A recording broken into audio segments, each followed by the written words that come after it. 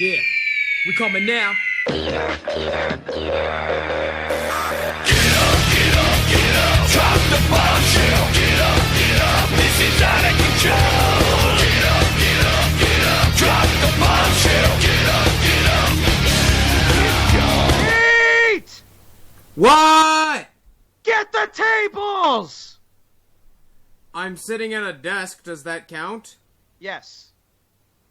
What's happening, BattleBots fans? Hardcore Kid here with another edition of the Hardcore Podcast. Sorry this has come out a little late. I just came back from Florida. I had the Battle Beach event in Daytona Beach, Florida, which was run by Brian Nave and Nick Nave of Team Logicom, known for driving Captain Shredderator and the Revolutionist, and I had a good time. I took first, second, and third place, so I'd say it was a success. And now, we're back to reviewing BattleBots episodes, and joining me as always, I have Otaku Nate. Hey everybody, how's it going? I was at a GCW show on Friday night, saw a lot of crazy shit, and I also saw Joey Janela completely screw up his leg. It's okay, he's fine. It's Joey Janela. No, he's not. No, he's not. No. That's what people say, but no. Yeah, he's gonna be out a long time. Yikes. Well, joining us, we have Jack Finney. Hey guys, good to be back. Hey. And tonight, we finally reached the top 16. It's the BattleBots World Championship. And tonight, we got the left side of the bracket. We have Tombstone, Bombshell, Son of Whyachi, Lockjaw, SawBlaze, Monsoon, Minotaur, and the Witch Doctor. And look, and you know what I just realized about this bracket? With the exception of Bronco, every other robot in this championship is a spinner. No shit. But I will say, like, I know some Whiplash I don't consider as a spinner. It's got a spinning weapon. Yeah, but it's not a spin bot, as Matt Vasquez told us. It's basically like a lifter spinner. It's more lifter than spinner. Same with SawBlaze, that's a sawbot. But does it spin? Point taken. Look at the adjective, spin. Yeah, so I will say this, I thought this was a hell of an episode. I liked the first 3 fights. I felt the final 2 were a bit weak. Yeah, and there was also the Whyachi Lockjaw match, which I think did they air the full thing on the Science Channel? I don't know if they did. Yeah, I'm not sure because as soon as I came home from Florida, I went right to sleep, so I wasn't able to watch it. But the rest of this episode was a lot of fun, and I guess we'll start off with SawBlaze, the number 5 seed, against the number 12 seed, Monsoon! Monsoon! Damn it, why did I have to decide between these two guys? J-Mo's awesome and Tim and Tom are awesome. Mm-hmm. Yeah, but this one I saw coming from a mile away. Really? Yeah, mostly because, first of all, Monsoon, as I said, like, the way its body articulates, it makes it easy to drive off of wedges, and 2, as I noted, SawBlaze hasn't really fought like a big spinner. Like, the closest thing it fought to a big spinner was Reality, but for the most part, it hasn't fought like a Tombstone or a Brutus or what have you. Yeah, SawBlaze did put up a good fight. I mean, the first half of this match was all SawBlaze until Monsoon started getting a hold of the tires, and they managed to get the out wheel of SawBlaze, but the good thing about SawBlaze is that it has 2 wheels lined up to each other on either side of the bot, so even if the outer wheel gets shredded, it can still keep going. Yeah, it shredded both the outer wheels. Monsoon just took out all the wheels. Started and the arm. And the arm. Yeah. It's unfortunate. I think if SawBlaze's arm was working, they could have managed to get a few nips in, but I really liked this match, though. It was a tale of two. It was fun. It was a tale of two halves. SawBlaze started out the aggressor, but then Monsoon came right back, and I enjoyed it. How about you, Jack? I enjoyed it too. How about you, Jack? I absolutely loved this fight. I was watching this with my Australian friend. We were both on the edge of our seats throughout the entire fight, and I thought SawBlaze, yeah, they had some really good control throughout a lot of the fight, but when Monsoon came back, oh man. Now, I'm not ashamed to say I was rooting for Monsoon the entire way through. I mean, maybe I am a bit biased because, you know, England and that. But yeah, I was just so glad to see Monsoon really live up to its potential that the previous two Tauron machines unfortunately didn't quite get to do. And yeah, it's just a brilliant back and forth match, and it's like I almost cheered when Monsoon finally brought it home with just seconds left on the clock. Yeah, but Monsoon managed to get the victory and moves on to the next round. And now we move on to what has to be the most salty match to ever salt. Yeah. So much salt, you'd think this match took place in the Pacific Ocean. It is Tombstone, the number 1 seed, against Bombshell, the number 16 seed. Before you go any further, I just have one question. Yeah. Who called it? I said it. I said that Bombshell could beat Tombstone, but nobody believed me. Now, did they? And it's like, I actually did have Bombshell as my prediction here, because here's the thing. This version of Bombshell is the perfect design to combat a big horizontal spinner like Tombstone. It's rock solid. It's got the big wedge. It's got the spinning blade on the top to take out the chain. And guess what happened? It took out the chain. As soon as it got the chain, I was just reminded of the footage. I think it was Dave Weston from Crackers and Smash took inside the pit of Robot Wars of Nuts versus Carbide, and the whole pit just went, they got the chain! They got the chain! I had the exact same reaction when I saw that. And Me too. Unfortunately, Bombshell also lost its weapon, but it's okay, because Tombstone was beaten by its own chain. You know, it's funny. Someone pointed this out. Tombstone's first victory came against Minotaur after they beached it on the floor.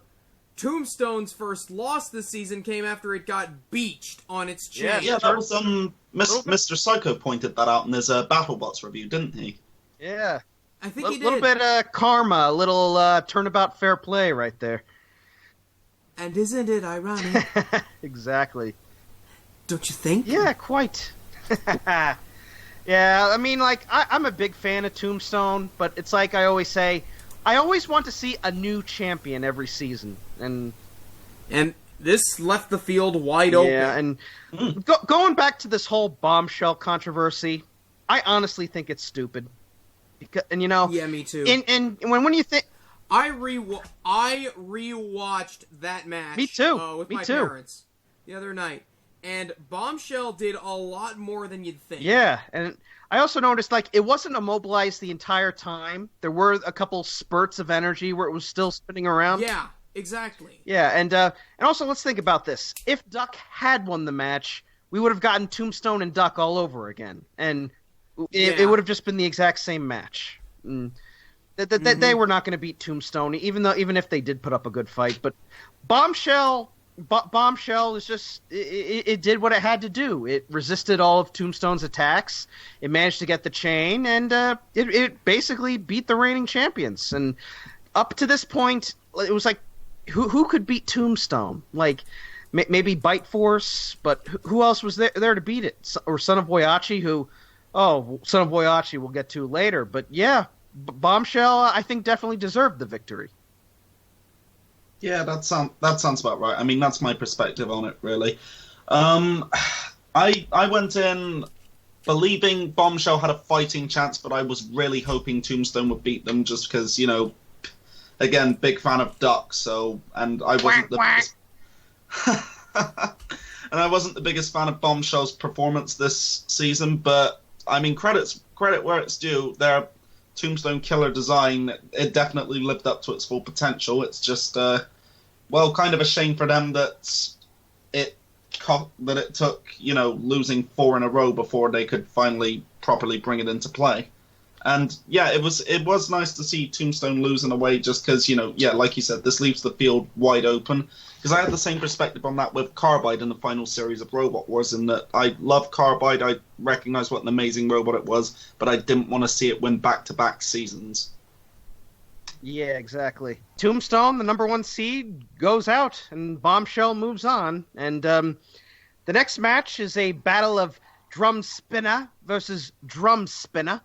It's Minotaur versus Witch Doctor. The number 4 seed versus the, unlucky for some, number 13th seed. And if you want to know how this fight played out, just go and watch Bronco versus Minotaur. You'll get the same result. Yeah. Now, this match, essentially, it's a battle to decide which robot has more reach in the drum. And Witch Doctor just didn't have any reach or any clearance to hit Minotaur at all. Like, Minotaur just kept getting right under them, landing hits, and then finally ripped off all of its wheels and left it a smoldering wreck. Yeah, not much to say. And of course, the big thing was that Witch Doctor caught fire. Yeah, and I love how it moves the ribs, so it looks like it's trying to actually fan the flames. It was awesome. As if that would actually stop it. Apparently it was a speed controller that caught fire. Yeah, that's what it looked like. Yeah, it was a decent little scrap, but I honestly thought Witch Doctor would do more to Minotaur, but then again, never underestimate the power of Danny Freitas and his determined face. Yeah. What'd you think, Jack? Yeah, I thought it was a pretty decent fight, but I didn't really give Witch Doctor much of a chance going in, just because of how sturdily built that Minotaur is and how powerful that weapon is. And Witch Doctor, it's been a bit hot and cold this season. Like, when it's been on, it's really been on, but when it hasn't been, it's not been the best. It's not had the best fights.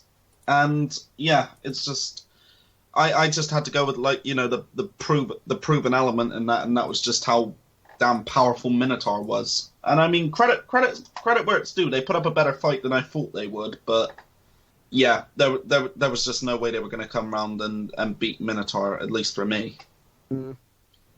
Yeah, so Minotaur ends up getting the victory and moves on to the next round, and the Son of Whyachi versus Lockjaw match, again, they only showed highlights, which I'm disappointed with. It looked like it was a really good match. Yeah, it looked like a good match. I would much rather watch the match than the Bombshell Lockjaw match, which was like one hit, and that was it.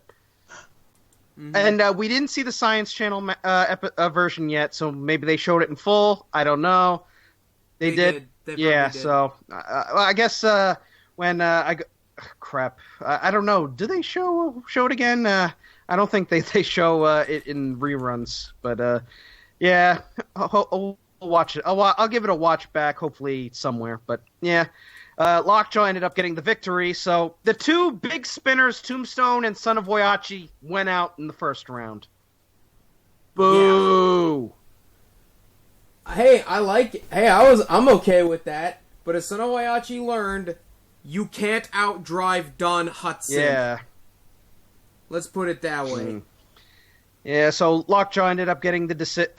Was it a decision? Because I know what they saw.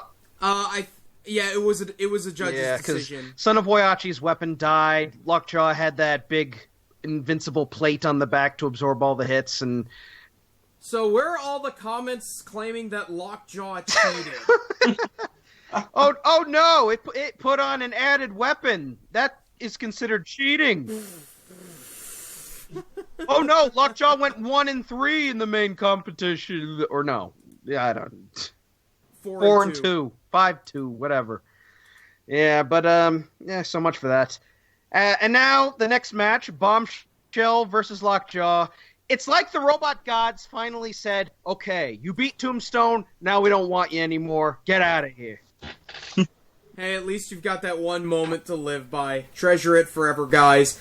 And Bombshell, true to its name, went out in flames. Yeah, it looked like another speed controller went boom. Yeah, but yeah, not much to say. It was just one big hit, and that was it. It was an abridged version of the match they had in the undercard. There isn't really much for me to talk about on this one when I think about it, because, well, like you said, it's pretty much an abridged version of their original fight. and that one got dragged out a little bit more because it was still in the early stages and everything, so there wasn't really that much to lose from dragging the fight out. But yeah, it's like Don Hudson put his game face on, took him down with one hit, and boom, that's all she wrote. And yeah, I mean, Bombshell, yeah, it got its big moment in the sun by proving that it could beat Tombstone, but after that, it's like it almost paints a target right on it when that happens. Mm-hmm. Well, hopefully we'll see Bombshell back next season, which I'm sure there's going to be a next season. And at least this time, Mike Jeffries and everyone, they'll have much more time to get everything together. Well, I was going to bring that up, but according to Bombshell's Facebook page, Mike Jeffries is not going to be back next year. Really? Yeah, I heard he was sick. Yeah, he's I'm bringing up the Facebook post right now. Yeah, he's been diagnosed with Bell's palsy. Damn. Let's pray to God that they don't get Ed Ferrara to replace him. Well, I have heard that they are that he is on the way to making a full recovery. So he is. He is. I feel bad for him, and because he's definitely one of the best robot builders in the sport. He comes to Motorama. To Motorama with so many robots. He's like one of the nicest guys ever, and it's such a shame that all this controversy over something that all he really did was enter the Rumble, and that was it. And the judges decided for his machine. Like he doesn't deserve all the hate. I'll defend that decision to my grave. Here lies Nate Milbank. He defended Bombshell. There you go. Yep. So that pretty much covers it. Lockjaw moves on to the semifinals, I believe, to move on to the top 4. And the last match was the main event. Hooray! Monsoon is in the main event of the episode, and unfortunately they have to go up against Minotaur. Can we just talk about their little segment for a moment? Oh yes, let's do it. Because we finally get another spotlight with Tommy Brewster, and I gotta say, I had a feel. Part of me wanted to think that it was going to be Monsoon to win it all, because if you recall the very first episode, who is the very first person you see the camera focus on? It's Tommy Brewster. I seriously thought that it was going to be Monsoon in the final, or at least the final 4, but yeah, like you can tell that the entire team is elated that they got to what we call in NCAA basketball the Elite 8. And, Tim, was talking with Ray Billings about it, and Ray put them over big time, saying that they did a great job, and they've got a great machine. Yeah, their robot is Ray Billings approved. Somebody needs to make a stamp of that. Ray Billings approved with Ray's face. Get on it, Dale Bruce. Yes, please. Yeah, so, I'm really happy to see Monsoon do so well, and it's just a shame they had to go up against Minotaur, and I mean, I thought that Monsoon would have had this one, because their blade's a lot heavier, they're a lot more maneuverable than Minotaur, but they lost in the worst way possible. They did the thing. Yeah. And some people didn't like how Minotaur just left Monsoon there, and you can even hear Tom and Tim go, "Come on, hit us! Let's keep fighting!" But yeah, there was something I really liked about that, though. I like how he actually had Minotaur do a little head shake. Yeah, that was awesome. As if say, "Nope, nope." Yeah. The Never ask Danny Freitas to show you mercy. Yeah, the Minotaur guys are great, but you know that they really want to win. I mean, you see these guys at Robo Games, and they just go all out against all these other machines, and sometimes they like to do it for show. But if their robot is dead, then so be it. They're just going to leave them there because they want to win this giant nut. They've been doing this for 13 years. They've won Robo Games. Now they want to win the big BattleBots. That's how it goes. As far as the match goes, it was an interesting clash, but you can tell Minotaur had the much more powerful drum spinner. Like, it was running into Monsoon's blade and just flipping it over like nothing. So, yeah. Just the big factor was bigger motors. Mm. And I mean, really, there wasn't even if they had flipped them back over, there wasn't really a lot that Monsoon could do at that point because it wasn't going to be able to outpush Minotaur, and its weapon wasn't working anymore. So, yeah, just playing advocate for Danny there and everything. But I am incredibly proud of Team Monsoon for coming as far as they did this go around because, like I said earlier, they finally got to live up to the potential of the Tauron design and to, make it all the way to the top 8 and everything. That's definitely something they can hang their hat on. And I'm really hoping they'll be back next time because they've just got so much enthusiasm, so much showmanship, and they've got a truly great robot on their hands as well. I seriously hope that they also give Tim more screen time. Absolutely. Because you can never have enough Tim. Yeah! And, I mean, that's one of my big regrets about not being able to be at BattleBots because I was actually really, really looking forward to meeting Tim, but it just wasn't to be, unfortunately. You know what I just realized about this match? You know what this match essentially was? Toro versus Tauron. Because the Minotaur team have Toro Maximus and Toro Light and the Monsoon guys. God, it's bull versus. It's a bullfight. Yeah, you just wrinkled my brain, man. No house spots, no hazards, but plenty of bull. Yes. But yeah. So far we have 2 robots into the semis. It is Lockjaw and Minotaur, and my prediction is Minotaur is going to beat Lockjaw and move on to the final. I get the feeling that we're going to have Minotaur in the final, too. How about you, Jack?